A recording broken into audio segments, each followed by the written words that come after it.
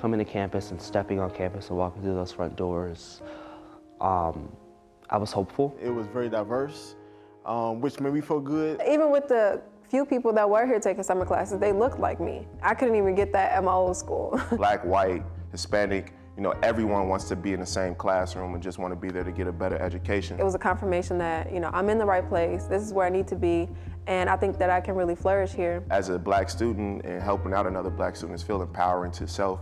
Just having like people to compare myself to and people that looked like me and shared similar interests to me, even though we did have our differences, was like really affirming for me in this environment. I'm very true to myself, and I like doing natural things. So far as like keeping the natural hair, I change my hair all the time. So you may see me with a bald head one day, or you may see me with a head full of hair, an afro or something. But I always like to stay natural to who I am. So it made me feel more comfortable in that element to be able to explore and get positive feedback from people who look like me.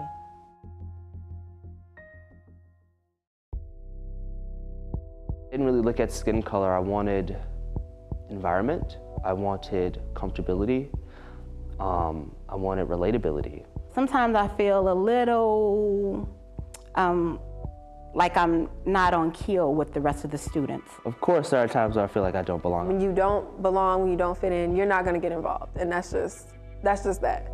So it's kind of hard for me to, you know, get involved and try to work together with people that really don't understand what I'm going through, because one, we're two separate individuals, and then two, we do differ in colors, so we're never gonna really understand what each other goes through.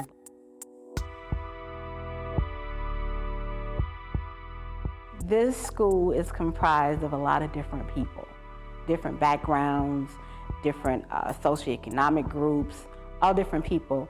So I think staff really needs to be cognizant of that. They need to realize that not everybody comes from the same place. That was the one thing that I saw that was a little different, whereas the student base was minority, but then not so the faculty.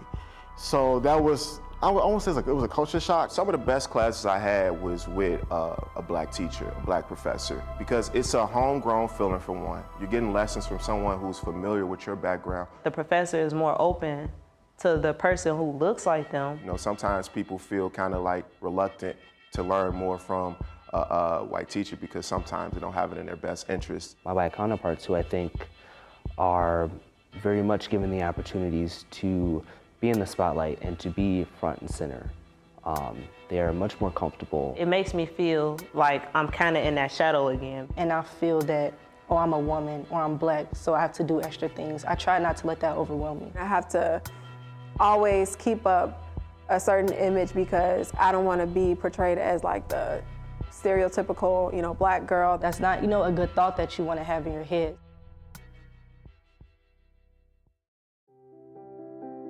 I think that sometimes when these conversations come up and white people are the ones who are facilitating them, it's kind of like they don't want to open the can of worms, but we're sitting here like with the can opener, like let's open the can of worms. If the student had gave the professor a day in the life of my life, and I can explain to the professor, hey, this is how my life is, this is how I grew up, this is how I see it differently, how you teaching it, I think that dialogue will help. Our relationship doesn't have to just end at the classroom. Being visible on campus could help, and then that problem of, is this because I'm black? Is this because I'm a woman? Is this because I'm a sophomore, I'm an undergrad, that I'm not getting the attention? Is this because my major isn't popular on campus?